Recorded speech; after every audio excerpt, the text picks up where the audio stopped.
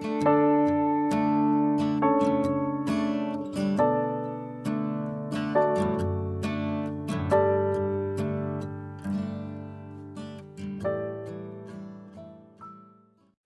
시간 주님께 안녕하세요. 대강교회 오훈 목사입니다. 10월 23일 월요일입니다. 하나님 우리에게 주신 말씀은 갈라디아서 3장 19절에서 25절까지 말씀입니다. 그런즉 율법은 무엇이냐? 범법함으로 더하여진 것이라. 천사들을 통하여 한 중보자의 손으로 베푸신 것인데 약속하신 자손이 오시기까지 있을 것이라. 그 중보자는 한편만 위한 자가 아니나 하나님은 한 분이시니라. 그러면 율법이 하나님의 약속들과 반대되는 것이냐? 결코 그럴 수 없느니라. 만일 능히 살게 하는 율법을 주셨더라면 의가 반드시 율법으로 말미암았으리라. 그러나 성경이 모든 것을 죄 아래에 가두었으니 이는 예수 그리스도를 믿음으로 말미암는 약속을 믿는 자들에게 주려 함이라. 믿음이 오기 전에 우리는 율법 아래에 매인 바 되고 계시될 믿음의 때까지 갇혔느니라. 이같이 율법이 우리를 그리스도께로 인도하는 초등교사가 되어 우리로 하여금 믿음으로 말미암아 의롭다함을 얻게 하려 함이라. 믿음이 온 후로는 우리가 초등교사 아래 있지 아니하도다. 아멘. 우리는 율법 그러면 부정적인 생각이 먼저 들지만 율법은 나쁜 것이 아닙니다. 율법은 하나님의 법이고 하나님이 얼마나 거룩하신지를 우리에게 보여주는 거울과 같은 것입니다. 그래서 먼저 이 율법을 통과해야 복음으로 들어갈 수 있습니다.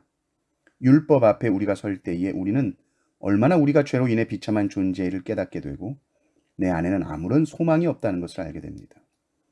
율법은 우리 안에서 죄책감을 일으킵니다. 그리고 괴로움을 느끼게 하죠. 그러나 그 괴로움 너머에 은혜의 복음이 기다리고 있습니다. 이것이 없이는 은혜가 은혜 되는 줄을 알지 못하는 것이죠. 율법이 나를 정죄하고 내 죄를 깊이 깨닫게 하는 그 단계가 바로 복음의 앞선 준비 단계인 것입니다.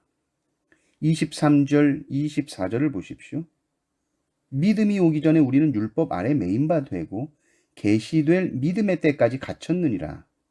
이같이 율법이 우리를 그리스도께로 인도하는 초등교사가 되어 우리로 하여금 믿음으로 말미암아 의롭다함을 얻게 하려 함이라. 이렇게 나오죠. 믿음이 오기 전 우리는 율법 아래 매여 있었다, 갇혀 있었다 이렇게 말합니다. 그 속에서 우리는 해결되지 않는 이 죄로 인해서 괴로워하고 비참해지고 공고해졌다. 그런데 이 율법이 초등교사가 돼서 친절하게 우리의 손을 붙잡고 그리스도께로 인도한다. 그러니까 우리가 죄를 붙들고 괴로워해봐야, 그 속에서 갇혀서 옴짝달싹 못하는 경험을 해봐야 복음이 주는 자유를 깨닫게 되는 것입니다. 아예 내 행위로 하는 것이 아니구나. 십자가에 달리신 예수 그리스도께서 이미 나를 위해 행하신 것을 믿는 믿음으로 사는 거구나. 내가 할 수 없는 이 엄청난 죄값을 이미 십자가에서 다 치르심으로 나는 오직 그 십자가를 믿음으로 말미암아 의롭다함을 받았구나. 그러니까 이 율법이라는 것이 도대체 뭐냐? 우리를 복음으로 이끄는 진입로구나. 이 율법이라는 진입로를 지나게 되면 복음이라는 고속도로가 뻥 뚫리는구나. 이 진입로를 그냥 건너뛰면 안 됩니다. 이 율법이 나에 대하여 하는 이야기를 먼저 들어야 돼요. 그래서 내가 꼬꾸라져야 되고 율법 앞에서. 그런데 성경을 보면 이 율법을 잘못 사용한 사람이 나옵니다. 그가 바로 부자 관리였습니다.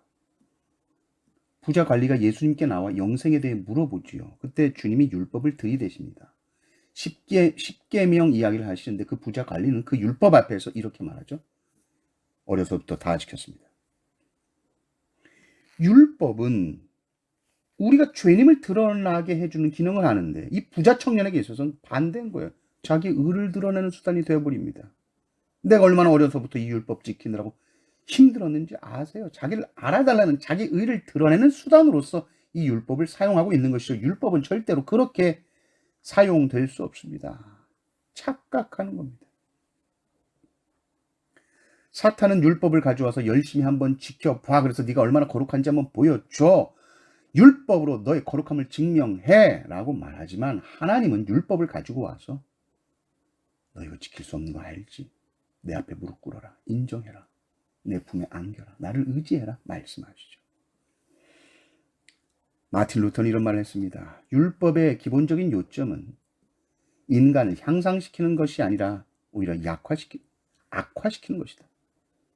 말하자면 율법은 인간의 죄를 폭로하고 그것을 깨닫게 함으로써 스스로 겸비하게 하고 두려워하게 하고 깨지게 하고 부서지게 한 뒤에 그들로 하여금 은혜를 구하게 하고 마침내 복된 씨앗인 그리스도께로 나오게 한다. 맨날 나를 정죄하고 나를 판단하던 이 율법이 내가 이제는 하나님의 뜻대로 더 살고자 할 때 더 분명하게 더 확실하게 하나님의 뜻을 알게 하는 율법으로 바뀌는 거예요. 등불이 되는 거예요. 하나님의 뜻대로 정말 나를 사랑하시는 그 하나님의 뜻대로 살고 싶다. 그래, 율법을 한번 볼까? 그때 보는 율법은 달라요. 이거 율법 못 지키면 혼나는데 이게 아니라 하나님이 기뻐하시는 뜻이 율법에 나와 있지. 감사하는 마음으로 이미 구원받은 자로 마땅한 삶을 이 율법에 대해 감사하는 마음으로 순종하게 된다는 것입니다. 와, 이 율법이 너무너무 좋구나. 송이꿀보다 더 달고 순금보다 더 사모하게 되는 것이 율법이 되는 겁니다. 이제 율법을 통해 먼저 좌절하십시오. 비참함을 깨달으십시오. 그리고 그 후에 그리스도께서 그 율법을 온전하게 이루셨던 그 십자가를 붙들고 그리스도와 연합하여 온전한 자유와 해방을 누리십시오. 그리고 다시 그 율법을 볼 때에 그 율법을 우리는 사모하게 될 것입니다. 감사함으로 이 율법의 말씀에 순종하는 성도님들이 되시기를 주님의 이름으로 축원합니다. 아멘.